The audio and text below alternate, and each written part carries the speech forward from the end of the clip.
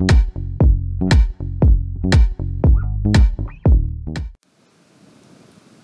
morning children.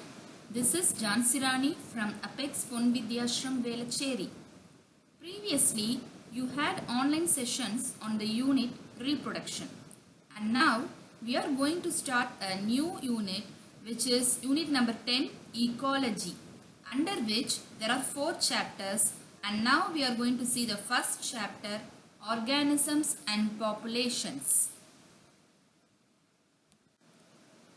Now, what is ecology?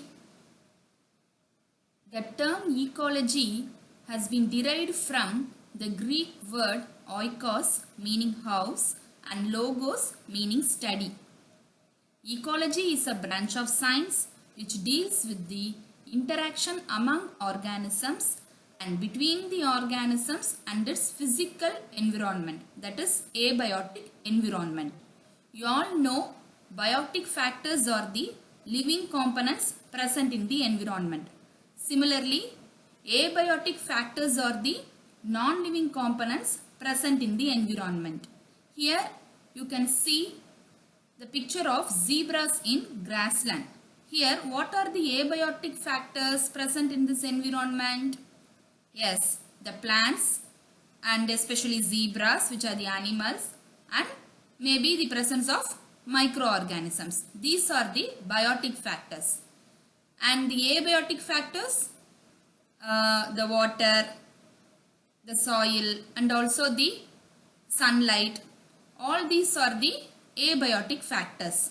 So, the zebras in this grassland, they depend upon the biotic factors such as the plants present in the environment and also the abiotic factors such as the soil, water, temperature, everything present in that environment. So, definitely the living organisms present in an environment, they have to interact with the non-living things present in that environment. So, once again, I recall you that ecology is a branch of science which deals with the interaction among organisms and between the organisms and its physical abiotic environment. And Ramdeo Misra is considered as the father of Indian ecology. He contributed a lot to the field of ecology and he received the prestigious Sanjay Gandhi Award in the field of environment and ecology. Now, we are going to see about the organizational levels of ecology. Usually, there are 4 levels of biological organization in ecology. They are the organisms, populations, communities, and biomes. What is an organism? It is the living component of the environment at individual level. For example, you are seeing the picture of level of ecological organization of fishes here. So, the fish is the organism which is the individual living component of the environment. The next level is the population, that is the group of organisms or these individual level components, they group together to form population, that is the sum total of all individuals of a species in a specific geographical area. So here we are taking the fish species. So this particular species, they group to form the population. And the next level is the community. What is community? The assemblage of all the populations of different species. So if you are taking this aquatic environment, there will be fishes. Apart from fishes, there may be presence of jellyfish, a crab, and also different varieties of fishes are there. So each one is forming different population. For example, crab, it forms crab population. Jellyfish, it forms jellyfish population. So there may be presence of many population in a particular geographical area. All these population, they group together to form community. In such a way, they will form plant community, animal community, and microbial community. When talking about communities, definitely we have to think over ecosystem. Ecosystem is a concept which involves both biotic and abiotic factors, because so far we are talking about only the biotic factors, that is we are talking about the individual, the fish, and the group of individuals joined to form population, and then population, many population, that is group of population joined to form communities.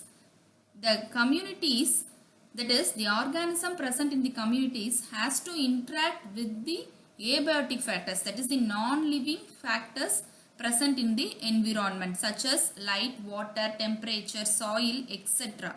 So the interaction or the cycling of nutrients and energy between the biotic and the abiotic factors is termed as ecosystem. Okay, so the communities now, they join together to form biomes. Biomes are nothing but a group of different communities. It consists of a vegetation type and its associated fauna in a specific climatic zone. This is very important. Biomes means each biome will have a specific climatic zone. For example, if you are taking a desert as a biome, it is a biome actually, desert biome. There you can see particular organisms specific to that area, for example camel and also date palms. So, and the temperature is very hot comparing other regions, so that is desert biome. And similarly, one such biome is grassland. It is having its own species such as lion, tiger, zebras, deer, and the vegetation is mostly of grasses. So each and every biome has its own specific climatic zone.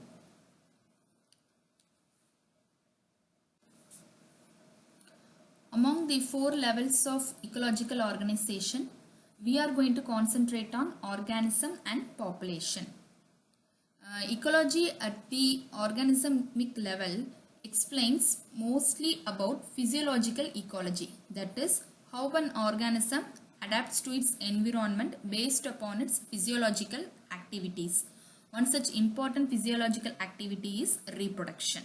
Therefore, ecology at the organismic level explains how different organisms are adapted to their environment in terms of survival and reproduction. You may have learnt in earlier classes how the rotation of our planet around the sun and the tilt of its axis cause annual variations in the temperature, which results in different seasons such as summer, winter, autumn, spring. And these annual variations in temperature together with annual variation in precipitation. What is precipitation? It is nothing but the rain and snowfall. So the annual variations in temperature with annual variation in precipitation accounts for the formation of various biomes such as desert, grassland, rainforest and tundra. In the picture you can see the biome distribution with respect to annual temperature in terms of Celsius and precipitation in terms of centimeter. You can see the distribution of various biomes such as desert, grassland, tropical forest, temperate forest, coniferous forest and Arctic and alpine tundra. We all know the desert will experience very high temperature, but the rainfall is somewhat less comparing with other biomes. Tropical forests are always present near the region of the equator. So the places present near the region of the equator will comprise of these tropical forest. And also temperate forest, which experiences temperature much less than the tropical. Comparatively, tropical forest, it receives less temperature. The regions of New Zealand, Western China, Japan, North America, all have this temperate type of forest.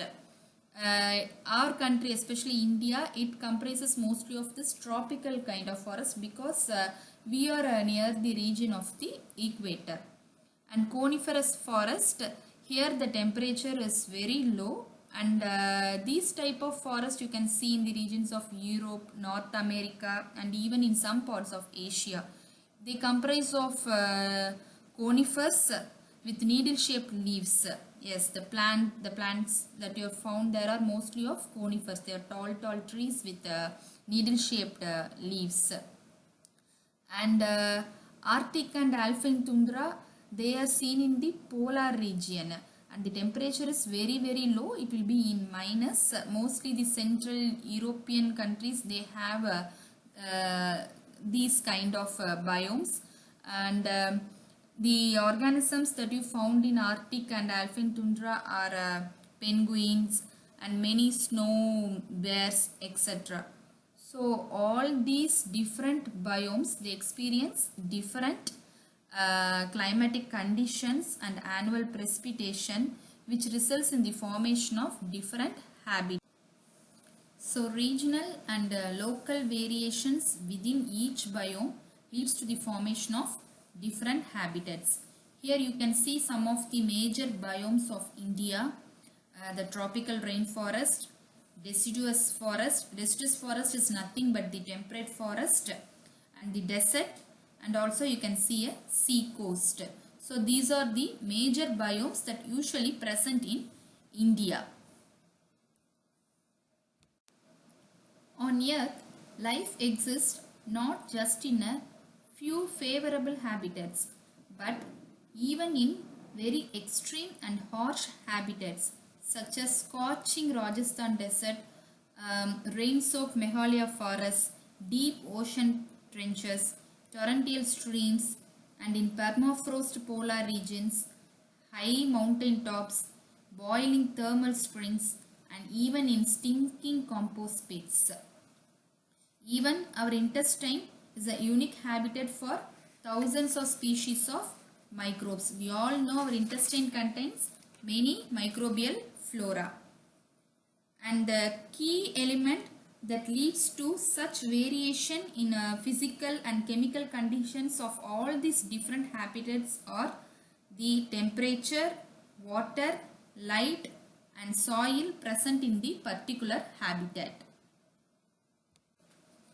But we must remember that the physico-chemical, that is the abiotic components alone do not characterize the habitat of an organism completely. The habitat includes both biotic and abiotic components.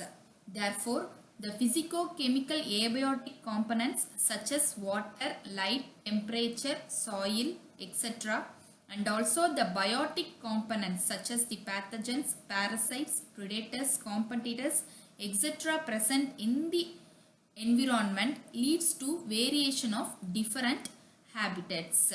So as we have seen earlier, ecosystem, it comprises of both abiotic and biotic factors.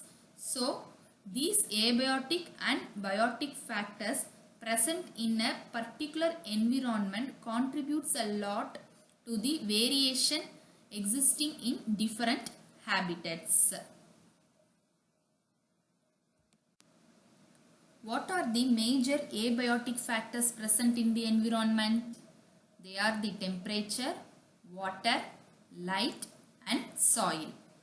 Let us study about these major abiotic factors one by one. Temperature is the most ecologically relevant environment factor. You would have all aware that the temperature, that is the average temperature on land, varies seasonally, and also the temperature decreases progressively from the equator towards the pole. In the same way, the temperature decreases progressively from the plains to the mountain tops. Our Earth experiences different range of temperature in different habitats. The range of temperature varies from sub-zero levels in polar region to greater than 50 degrees Celsius in tropical deserts in summer. The average temperature in thermal springs and deep sea hydrothermal vents exceed even up to 100 degrees Celsius. Thermal springs, do you know what are thermal springs? Thermal springs are heated groundwater that rises from the earth's crust. Thermal springs are found in Canada, Japan, Antarctica, China, etc. And these deep sea hydrothermal vents, they are nothing but thermally heated water coming out through fissures or cracks present on the sea floor. These are mostly found near the places of volcano, and these hypothermal vents, they are found in Pacific and Atlantic oceans. Do you know one thing? Mango trees, they won't grow in temperate countries such as Canada, Germany, etc. because they need high temperature when compared to temperate countries. So in tropical countries such as India, you can see the presence of mango trees. Similarly, snow leopards, they won't be found in Kerala forest because they need very less temperature than the temperature experiencing in Kerala forest. Usually they found in the mountains of Himalaya, that is in the Central Asia. And also the tuna fishes, they are the saltwater fishes.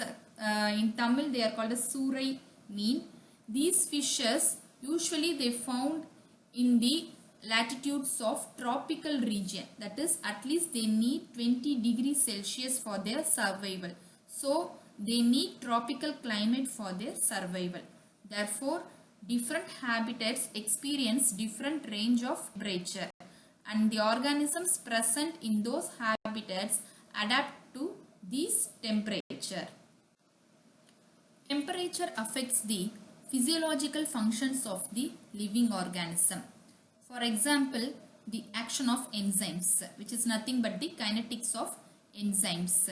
So we all know many enzymes present in our living organism. For example, digestive enzymes such as pepsin, trypsin, etc. all plays a major role in the digestion of food. So each and every enzyme present in our human body, they will survive or they will show their action at particular temperature. So to carry out the various physiological functions, an organism requires a particular temperature for its activation. And based upon the range of temperature, whether the organism can tolerate or not, the organisms are classified into two types. So based on the range of thermal tolerance, the organisms are classified into two types. They are euthermal and stenothermal. Euthermal or organisms, they can tolerate a wide range of temperatures. That is, even there is a variation in the range of temperature, they can tolerate it. For example, tigers and the toad lizard and also cat, dog, all these are example for euthermal organisms. That is, they can tolerate a change in the temperature for a wider range. Whereas stenothermal organisms or organisms, they can tolerate only a narrow range of temperature. So they can tolerate only a small fluctuation in their temperature. If the fluctuation is more, means then they can't survive. For example, the penguins in the polar regions and also the date palms in the desert region. All these biotic components, they require a narrow range of temperature beyond which they can't survive. Whereas the euthermals, they can survive for a wider range. That is, even there is more fluctuation in temperature, they can survive in that habitat. So far we have seen about temperature. Now we are going to see the next major abiotic factor, water. Water is the most important factor influencing the life of organisms. In fact, life on earth originated in water and it is unsustainable without water. That is, we can't live without water. Its availability is actually very limited in areas such as desert. But these organisms, that is the organisms found in desert, have special adaptations to this limited water availability.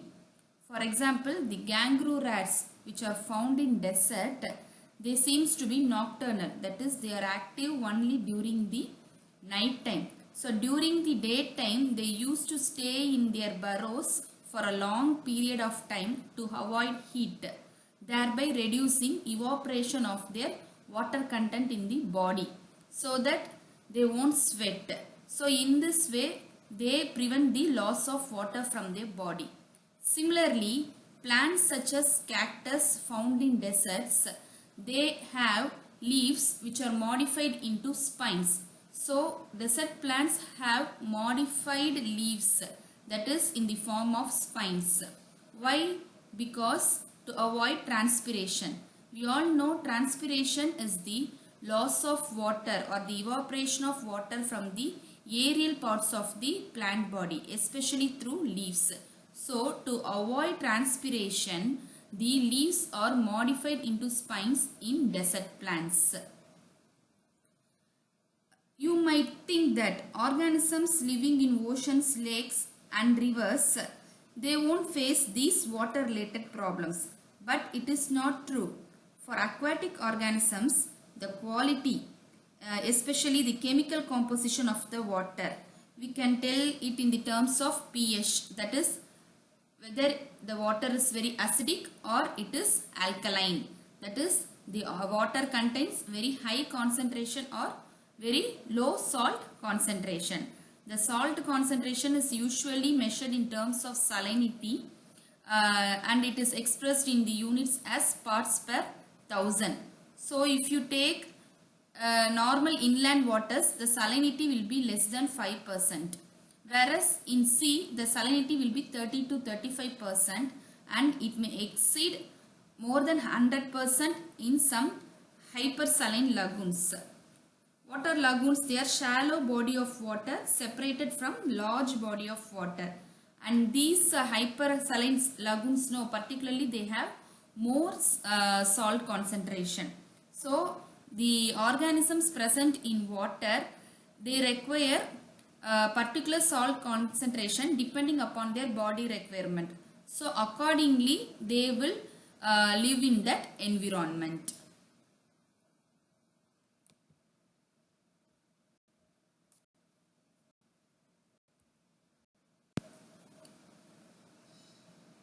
Based on the tolerance to salinity, organisms in water are classified into two types.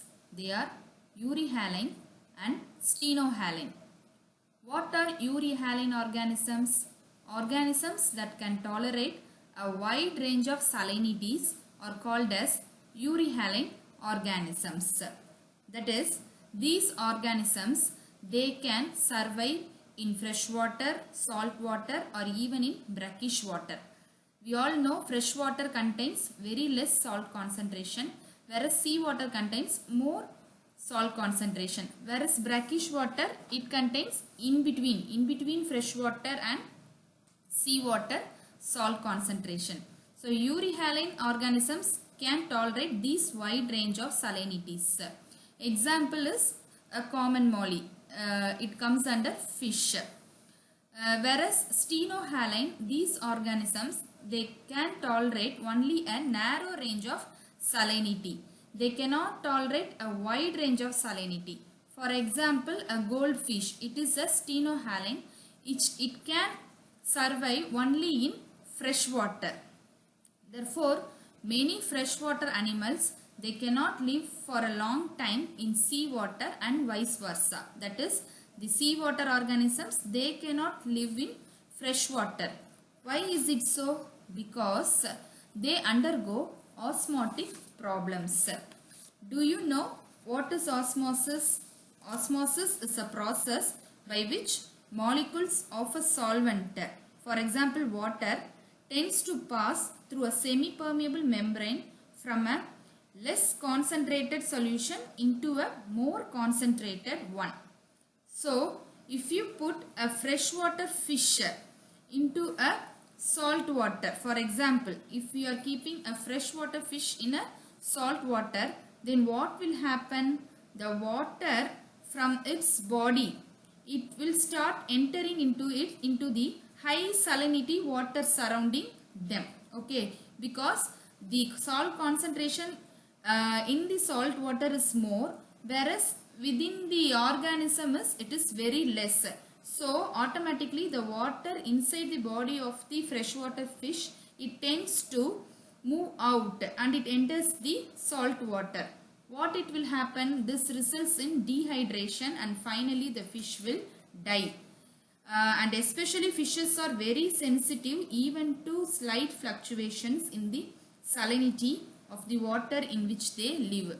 Therefore, organisms are very particular about their environment, and the freshwater organisms, they can survive only in freshwater, whereas the seawater organisms, they can survive only in such high salinity. And the more important thing is the amount of water in an environment is very important, because it only determines the productivity of that environment and also the distribution of plants in that particular environment. Therefore, water is a very important major abiotic factor next to temperature. The next abiotic factor that we are going to see is light. We all know plants prepare their own food in the presence of sunlight. This process is called photosynthesis. And plants are called as autotrophs because they prepare their own food. So, the main source of light for this photosynthesis process is sunlight. Similarly, small forest plants such as herbs and shrubs are adapted to photosynthesize optimally under very low light condition because they are overshadowed by tall canopy trees. Many plants depend on sunlight for photoperiodic requirement for flowering. What is photoperiodism? It is the way a plant or animal reacts to the amount of light it gets at a time. An example of photoperiodism is usually plants, they do not bloom during the increased darkness of winter time. So they require certain amount of light for flowering. Similarly, some animals are diurnal, that is they active only during daytime. So they need certain light intensity for their activeness or to undergo their physiological activities. And also they require certain photo period at certain time interval for undergoing reproduction and also to undergo their migratory activities. Usually animals at particular season only they undergo reproduction and also migration because they require certain amount of light intensity that will be available in particular seasons only. That is called as the photo period. So the light, which is one of the abiotic factors, plays a major role in the life of living organisms. We all know the sun is the ultimate source for light. Similarly, sun is the ultimate source for temperature on land also. Therefore, the availability of light on land is closely linked with that of the temperature, since the sun is the source for both. But deep greater than 500 meters in the oceans, the environment is perpetually dark and its inhabitants are not aware of the existence of a celestial source of energy called sun. Then what these organisms will do for light? These organisms have the property of bioluminescence. That is, they have the property of emitting light on their own. Here you can see the picture of jellyfishes having the ability of emitting light on their own. These jellyfishes are called as luminescent jellyfishes. Similarly, The spectral quality of solar radiation is also important for light. The UV, that is the ultraviolet rays present in the light spectrum, is very harmful to many organisms. They cause many skin related problems and even cancer. So the UV rays are very harmful to living organisms. Whereas the visible spectrum of the light is utilized by many living organisms. But if you are taking marine organisms, that is the plants and the animals present in the oceans, they use only the limited portion of the visible spectrum of light. Especially they use the blue and the green component of the visible spectrum. The last abiotic factor that we are going to see is the soil. The nature and properties of soil in different places vary due to the climate, the weathering process, that is the breakdown of rocks into finer particles which results in the formation of soil, and also the sedimentation process, that is usually soil due to soil erosion, it will get transported from one place and they will get deposited in another place. Those are called as sediments. And also the method of soil development. So all these things play a major role in the nature and property of the soil in different places. And many characteristics such as the composition of the soil, the grain size and the aggregation determines the percolation and water holding capacity of the soil. Therefore, all these characteristics and parameters such as pH, the acidity and the alkalinity of the soil is termed as pH, and also the mineral composition and the land surface, which is the topography, determines the vegetation, that is the plants and animals grown in the particular area. So all these characteristics determine the presence of plants and animals in that area. And moreover, the aquatic environment, especially the benthic region, there is a zone called the benthic zone, which is the bottommost zone of any water body. It consists of mostly the sedimentary layer of the soil. That is, these sediments are nothing but the dead and decayed matter of the organisms that are thrived in the uppermost layer of the water body. These sediments are used by the organisms that are present in the lowermost region of the water body.